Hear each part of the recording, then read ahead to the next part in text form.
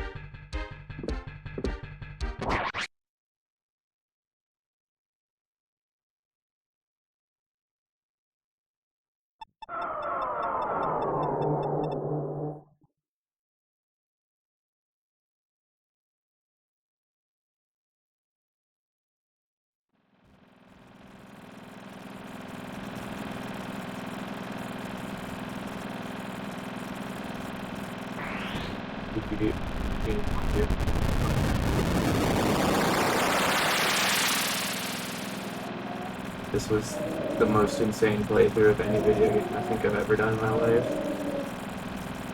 This is definitely on the same caliber as doing Mother 1 speedruns.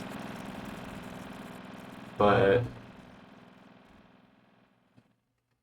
the things that I thought would be hard were actually not that bad, and the things that were really I thought would have been easy. Oh yeah, look at this. I killed Julius without killing Manfroy, or whatever this guy's name is. I've never seen this before. They just fade away. Okay, I guess I gotta sneeze. Alright, but let's do a quick run through the team. So Finn, the ultra carry, the slayer of Julius. With 27 strength plus 5 from the power ring and a silver lance gives him exactly 52. Right, 52. Attack power. Which cut in half is 26, which is exactly the 1 damage needed. Layla was pretty chill. Something interesting, Layla and Leif, or I guess Ares and Leif, never got a single experience point. Both fell in love, even though I never placed Ares next to Layla once the entire run. And same with Leif and Jean. I literally never put them next to each other ever.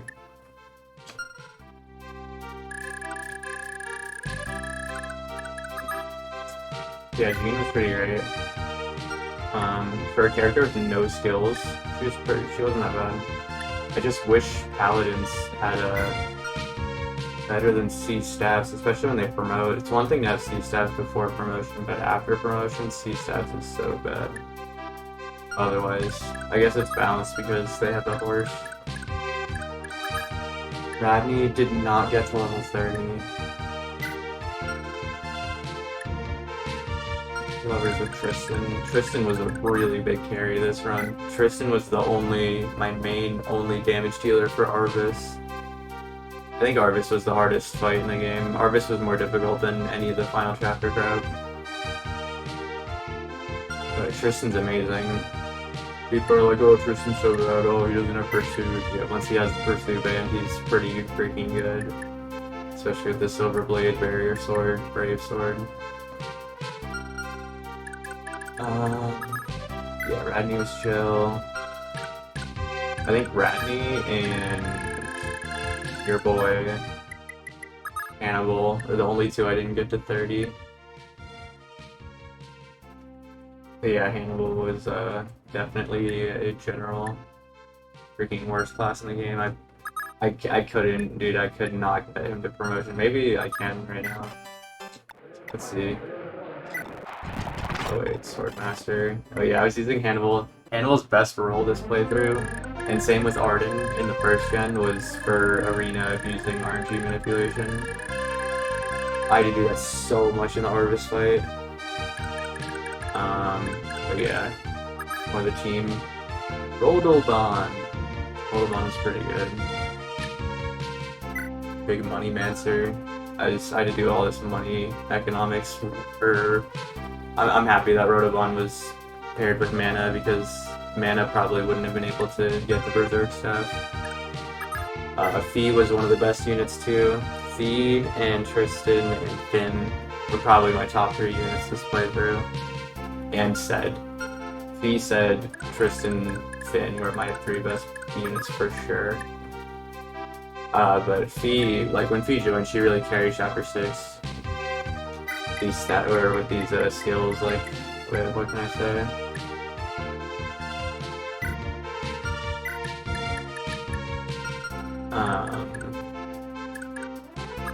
Yeah, Radney had a Noisha's Steel Sword. This thing carried the arena for her. This was such a good... It was actually, this Steel Sword with 50 kills on it was a lot better than the Light Brand. I was surprised. I thought the Light Brand with 50 kills would be insane, but it wasn't that big of a deal. Yeah, Mana. Mana was great. Actually had the most magic. Mana had his 27 magic, more than Ced, with the magic ring. And Ced was insane this playthrough. But yeah, Mana was really good. I don't know why people sleep on Mana and Lana.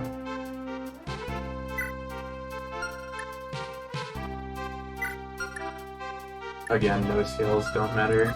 Yeah, Ced was really great. Mostly because he has these 4 skills, and plus Ced joined. I had him inherit literally 6 rings because his father was Noish. Noish can't pass down tomes. And then I thought I was gonna need Ced for berzerking the Hell guy, but then I realized how it actually works. Charlo, only level 14. The other guy I didn't promote, or I didn't even get to 30 level and promote was Charlo. And he has Paragon too. But that's just so that using other staff users.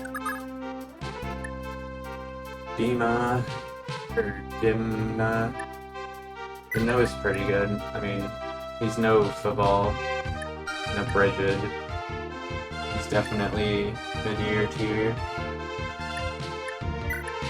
I mean, once he got the break up though, he was definitely pretty solid. Boy Tristan. Let's see. Quick little unused flex. Oify untouched. Everyone loves Oify so much in this game. I don't know why. I never thought Oify was that good. Like in normal playthroughs, like, he gets so outclassed, but everyone's always like, Oify archetype, blah blah blah. Oify never falls off, but like, he freaking falls off. When you're playing the game normally and you have all these legendary weapon Holy Blood users, they're like, Oify so falls off. He's so garbage in the second half of Gen 2. But everyone's like, oh, Oify's never fall off. So I never understood that archetype. I always thought Oify was a really crazy Jagan. I thought he was like a textbook Jagan, but everyone's like, no, he's a freaking Oify.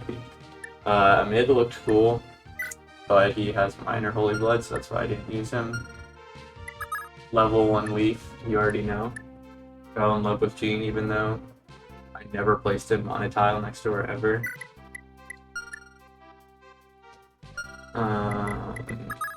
Base level Ares. Ares is actually one of my favorite units of Gen 2. Man, doing a substitute run would be so easy. Now that I've done this playthrough was like, this is just the most difficult playthrough I've ever done in my life. For sure. And the last playthrough I did of this game was with Forsetti Corpsetti. I literally did a Corpsetti playthrough and that shit was easier. But that was honestly easier because I had I did Lex till 2, so I had Vantage, Wrath, Arthur, and I had Corpsetti. Corpsetti is such a meme. Yeah, Hannibal freaking sucks. But yeah, and last but not least, level 1 Seliph. How many times have you seen a playthrough like this? Seliph? I got Seliph to $50,000 on the first turn, or like the second, yeah, literally the first turn of Generation 2. And he never dropped below $50,000. He never got a point of experience. Pure level 1 Seliph. You already know. Yeah, Layla. I honestly like Layla more than any of, whatever the girl's name is, the actual dancer. Like, I want to say Fee, but Fee is literally her. Lean. Her name's Lean. She's, I mean, Lean, everyone's like, oh, you can have inheritance for Lean, but then you have to, like, set up all this ridiculous inheritance for her, and she's just a dancer. And Layla has Charm, so it's like, Charm is literally better than any, like, having a fully stacked Lean inherited. There are no skill sets that you can give Lean that's better than freaking Charm. I changed my mind because I felt that way for a long time. Yeah, Jean's great. All these busters, I love them so much. They're so bad. The only good ones, again, the only good ones, Ced and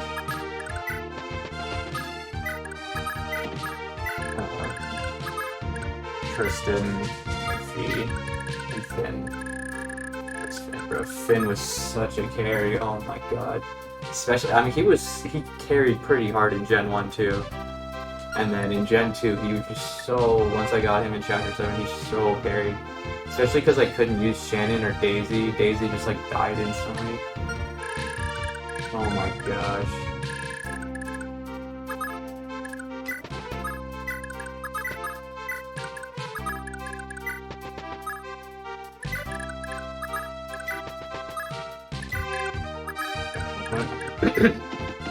I'm gonna make a kind of tier list. Like, I'm just gonna like order all the characters on the map. Go through it one final time.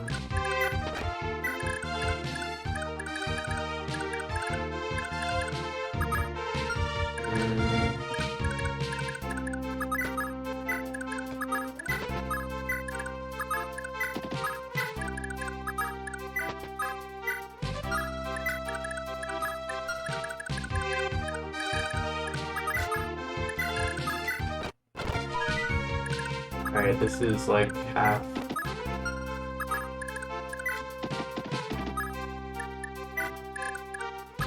Actually, this is like mostly biased.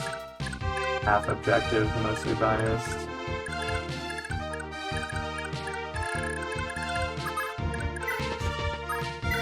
But yeah, I think Finn was by far my best character. He killed the final boss. I don't know though, Tristan, I could not kill Arvis without Tristan at all. Tristan was so good. People sleep on Tristan so much in substitute playthroughs. People are always like, he's so bad.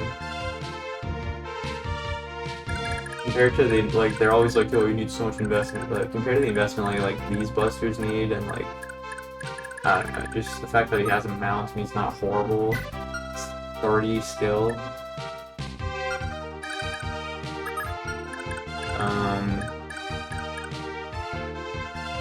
Yeah, I mean, I'll put Layla. Layla's like in her own dancer tier.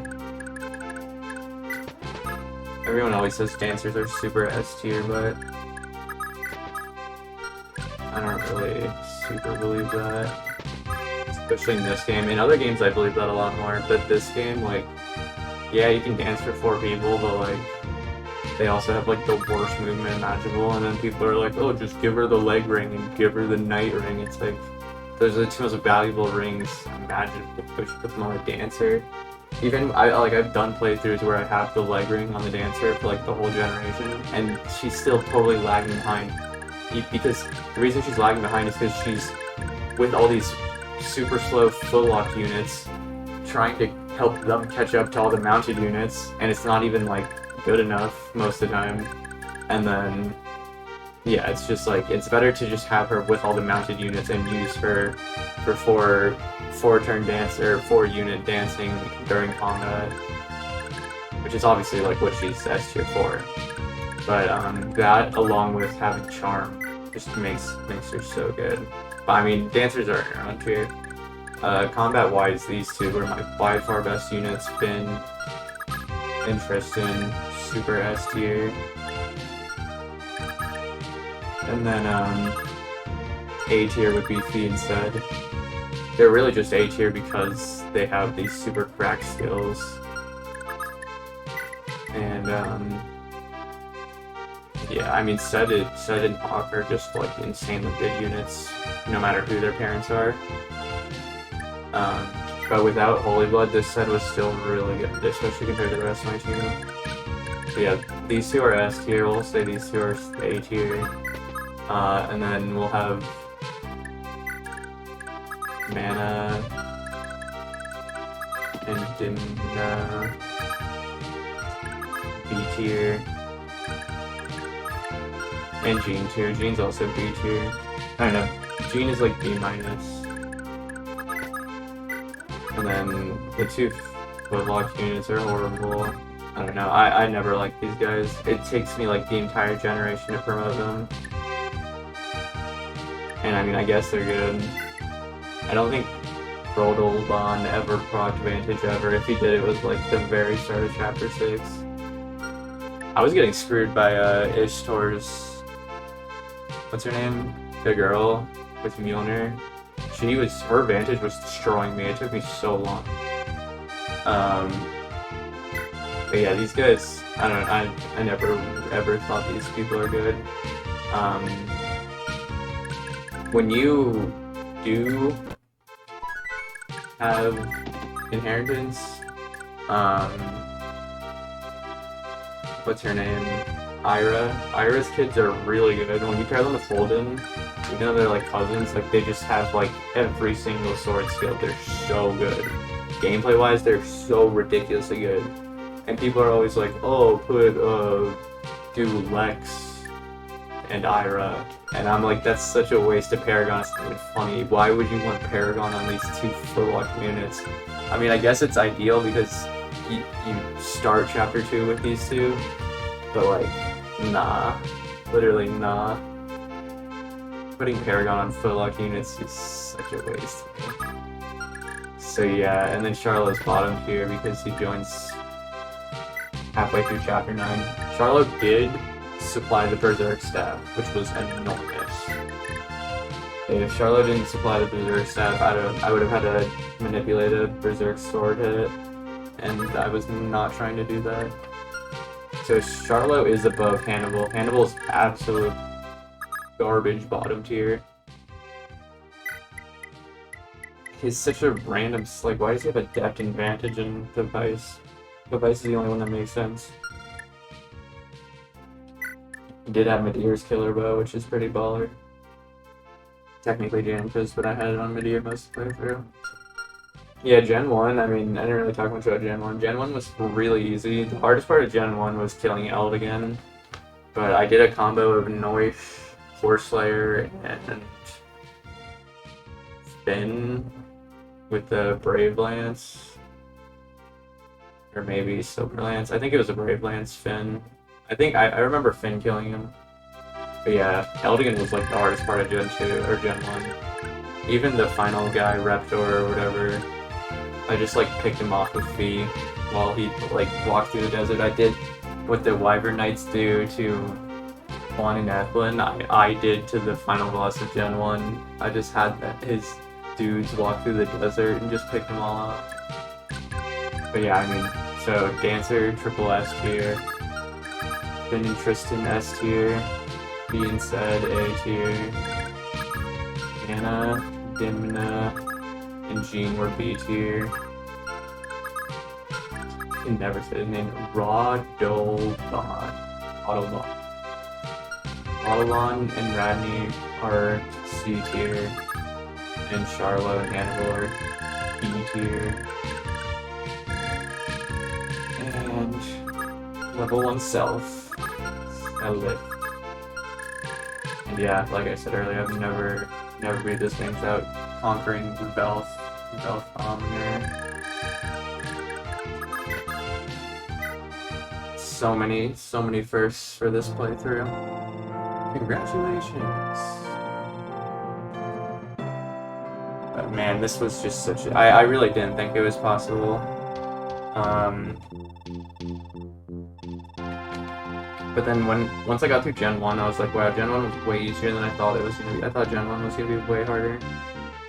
But then earlier today, when I was fighting Arvis, I really thought it was over. So I was trying to kill him with the Brave Sword, and he was just thrown out healing me. And I was like, man, this is impossible. But then I went in Mecha's Discord and was like, I need help with this most specific situation of all time. And a Discord user named Arthur Fan, I mean, his name is just Arthur Fan, and it says their Discord username is Mage Fighter, but their name in Mecha's Discord is Arthur Fan. They really helped me out, and they did all the math, and they were like, I'm pretty sure if you had Tristan using the steel or the silver blade, then you can actually damage Arvis. And he was also like, you should use Seliph leadership stars, and I was like, oh yeah, true, I forgot about leadership stars being a thing because I literally didn't use Seliph for combat at all the entire playthrough. But yeah, shout outs to this guy, Arthur Fan, this person, they really clutched up.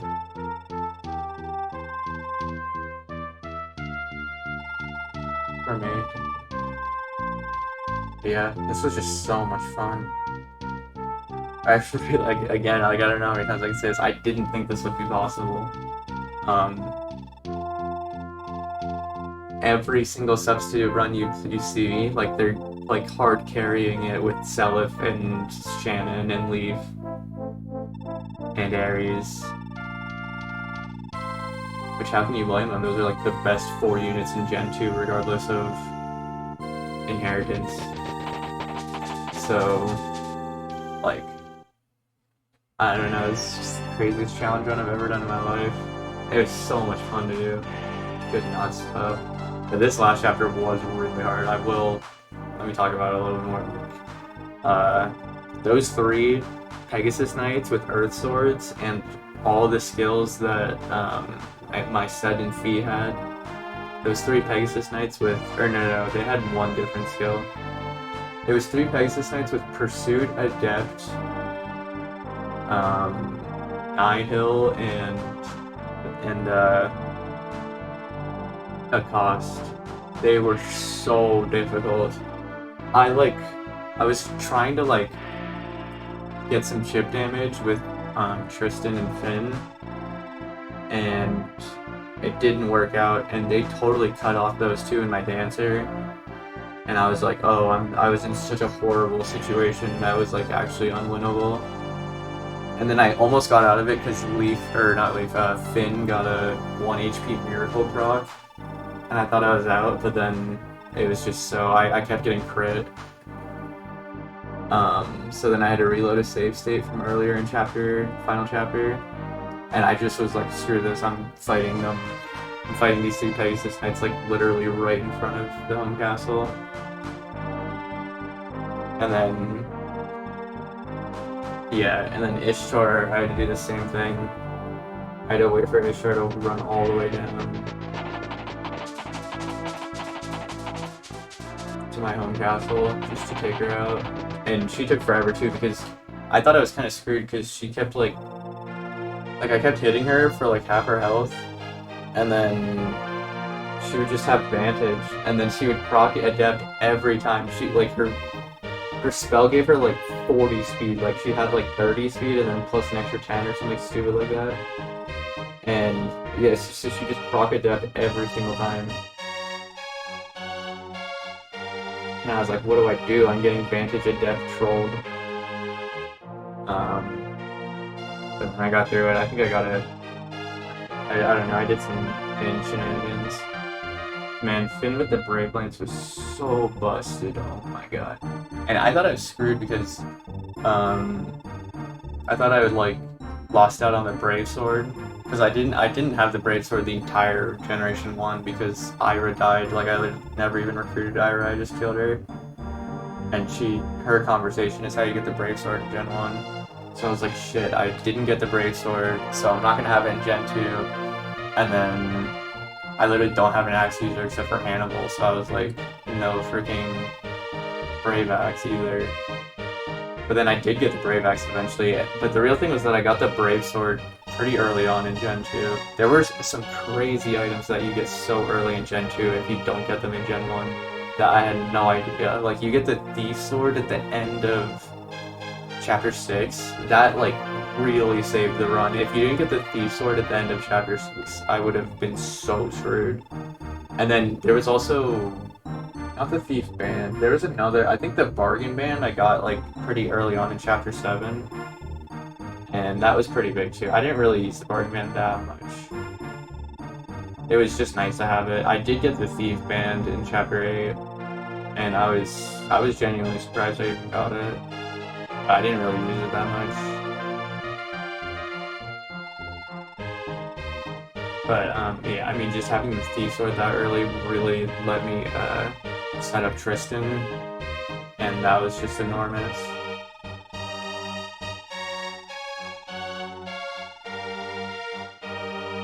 I can't believe it would be the game with level 1 Seliph and level 5 Sigurd.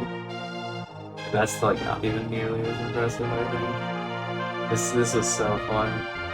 Like, and doing the Berserk Hell strategy and then doing 1 damage to Julius was way easier than killing Arvis, and way easier than the 3 Pegasus Knights, and way easier than Ishtar. And honestly easier than Eldigan too. Eldigan was hard, bro. Massacred all my minor Holy Blood units on the Cross Knights. I was like, this is fitting. I was like, this is probably gonna be the most difficult battle of Gen 1. I should just like massacre all of the people I'm not using beforehand. I literally lost more people to the Cross Knights than I did to like the actual Battle of Valhalla, like actual end of Chapter 5. Like I literally lost more units in Chapter 2. Maybe not, but pretty much.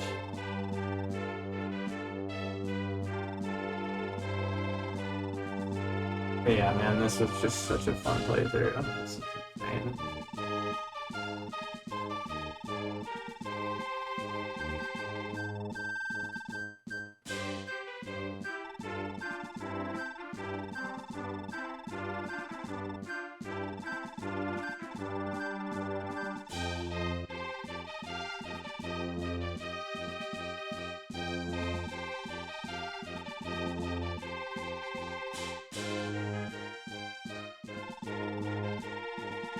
Again, Ares and Layla got together, and Finn and Jean got together. And I literally never fielded Ares ever. Like Ares, I used to recruit Layla, and then I just did not. Like I put him in the bottom left of the map of Chapter 7, and he never left a castle, the home castle, following Chapter 7. And Finn, like, Leif almost died a couple of times. I had to do a lot of stealth with Leif during Chapter 7 and Chapter 8. Because Chapter 8, he starts in the top left and he has no movement, and then you get ambushed by all these mounted units so fast.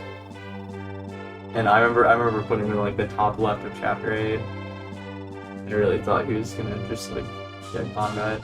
The only Holy Blood character that actually got combat, that I obviously didn't want her to, but she did because of the situation she was in, was Bridget. And I like moved Bridget into the pack of like 30 enemies, and she just like killed all of, like, not all of them, but she killed like half of them, or like a third of them. And I was like, normally it's like hard to have Bridget live this long. I mean, it's not that hard, obviously, if you're trying to have her stay alive. But I was surprised at how long she stayed alive. But I didn't think it was that big of a deal that she got all those kills, because she obviously died pretty fast. And Tiltu and Claude also died pretty relatively fast, so I was like, it's not a big deal. But it just kind of pissed me off in that moment. I was like, how is this freaking archer that is movement locked staying alive for like 5 turns? So stupid. Other than that, no other Holy Blood unit got any experience, especially not Seliph. And I mean, I didn't even recruit like half of them. Like, Shannon died turn 1 of Chapter 7. I killed Altenna, which I've never done before. I killed both the Axe Bros. I was debating recruiting one of the Axe Bros so that I would have an easier time in Chapter 6, and then I was like, it's actually just easier for me to get more experience if I don't want to just kill all of them.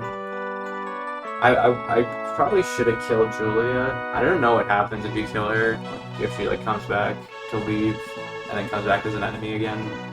But I mean, I killed Julia in the last chapter. It was funny. Tristan like one-shot her. Or maybe it was Finn. I think it was Tristan with the Brave Sword. He like actually one-shot her because it was a level 1 Julia. I wanted to do the glitch where I guess I could have on a cello. I don't know why I didn't. I was just so locked in Chapter 8 that I didn't care. I was so excited to get Ced that I forgot. But there's I mean, also it's just not worth the units to do this in this playthrough, but if you like don't recruit Linda or a cello, you don't recruit them and you don't kill them and you have them stay alive the entire chapter, and then you finish the chapter, then they are in your home castle for the next chapter, but they're enemy units. And then if you try to leave with them, they just like block your home castle and like stop block the game.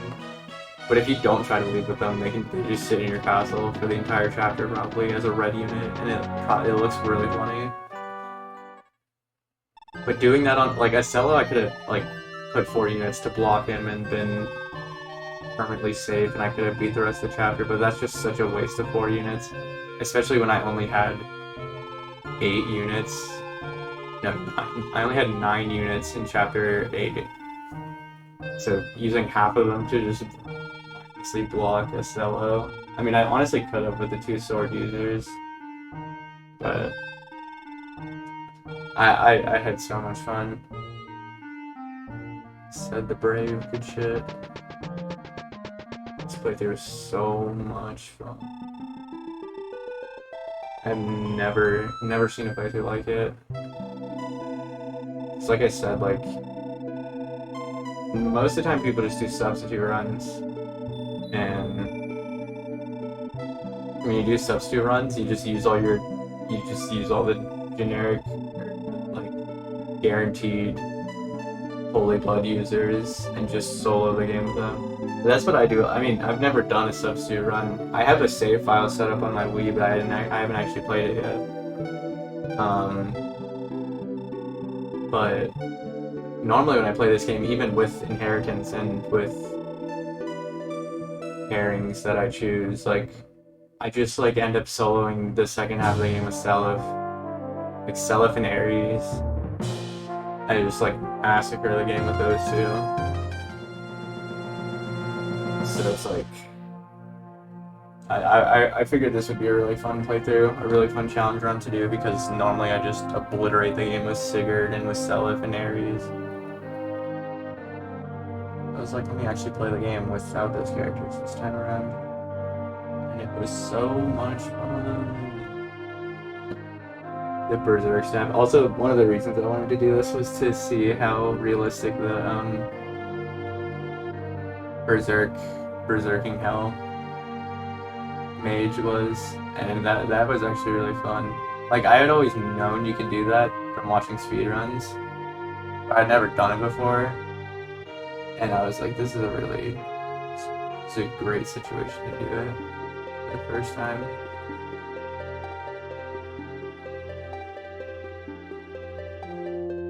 Oh, the real shout out, the final real shout out I have is for my really good friend who lives in Colombia, named Tomas. I studied abroad 7 months ago in Argentina, and I met Tomas in Argentina. Tomas is really... We were talking about Fire Emblem, and he asked me what my favorite Fire Emblem game was, and I said Thracia, and he's told me I was crazy, and then he told me his favorite was Genealogy. But one of the like last weeks of the study abroad, we were talking about genealogy a lot. He was telling me, or he was like, we were theorizing a run like this, doing a run without holy blood, and yeah, I was like, there's no way, that would be too hard. He was like, it could be possible, and I did a lot of research for it back then, and I was like, oh, this could be done. Then we were like, oh, we could probably do just only minor holy blood. And I was thinking about doing this playthrough only minor holy blood, but then I was like, that would be too easy, especially Gen 1. Gen 1 is like, I mean, a lot of the characters in Gen 1 have minor holy blood. And then if I also did that, then I could like rig all the children unit to all have minor holy blood. And then I could just destroy the game with them. So I wanted to do like I was like, most of the substitutes have no holy blood except for freaking Linda and a mid. But yeah, so big shout outs to Tomas for inspiring me to do this playthrough and talking to me about it and planning it with me. I can't believe it actually was possible, because we were kind of like, this is not possible. But I was telling him about the berserking the Hell Bishop in Argentina. I was telling him about it, and I was like, oh, you could just do that. You wouldn't have to kill, like, you can literally kill Julius without Julia. And he was like, he'd never heard of that before. He was so mind blown when I was showing him that. So yeah. This would not have happened without Tomas, so shout outs to Tomas.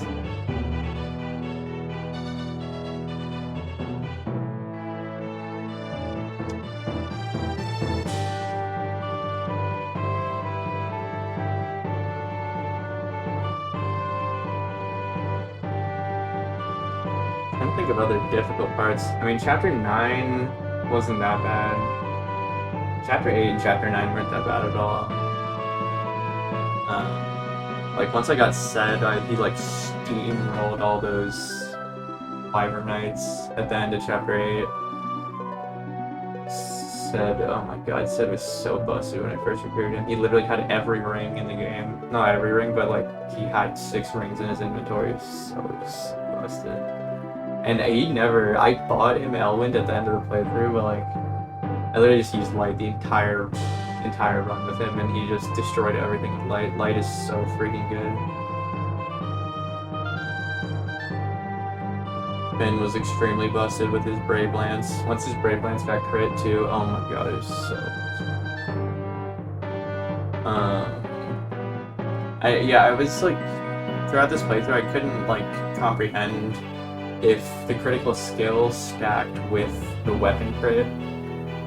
Like, if you have 50 kills on a weapon, it gets crit. I didn't know, I still don't really know if the critical skill itself stacks with that or if it doesn't.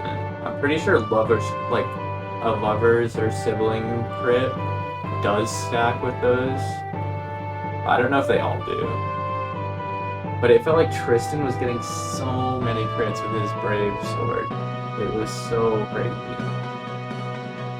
And same with the Steel Sword. Noisha's Steel Sword was disgusting. And I mean, I was talking down on the Light Brand earlier, but the Light Brand with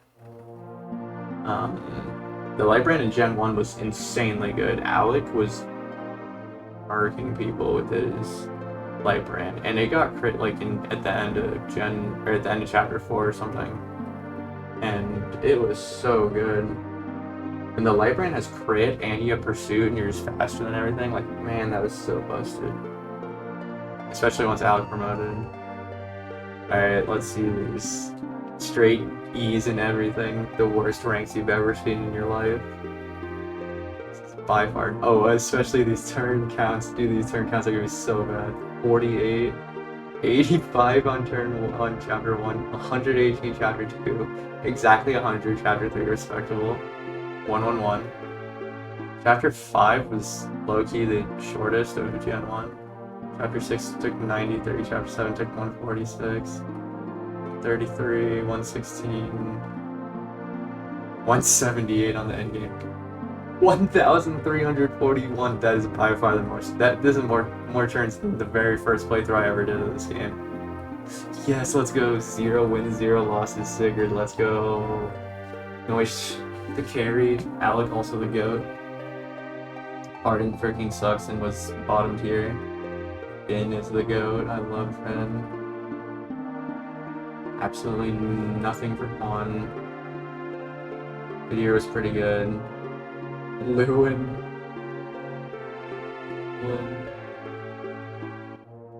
All these holy blood users. Jamko's. I normally hate Jamko, but I mean he wasn't that bad this playthrough. Beowulf actually was horrible this playthrough.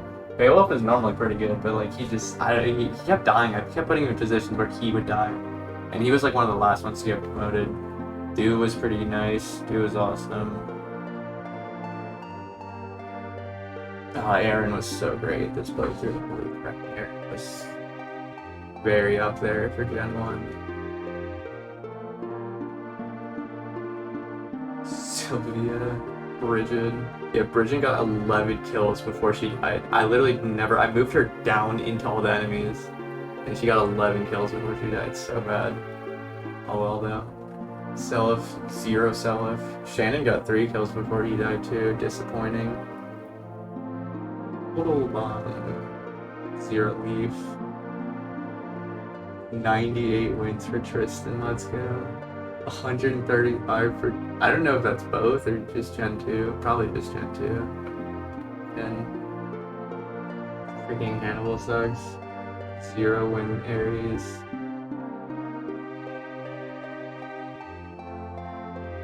Zero win Oif is so funny. Rest in peace, Daisy. I tried so hard to save her, but it's actually not possible. Saving Daisy would be... saving Private Daisy would just be a freaking... it was just such a nightmare to try to do. I would have had to, like, manipulate 100 wins on Ced, holy crap. And 136 on Fee, holy shit. Those two were so good. The only actual... not substitutes. Oh, straight E's and everything except for experience. I'm disappointed. I should have got 40s. It's okay. My rank is not...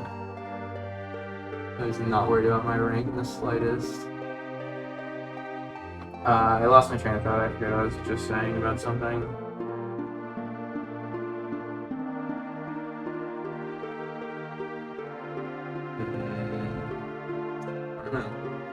Yeah, this was a crazy playthrough. I cannot get over it.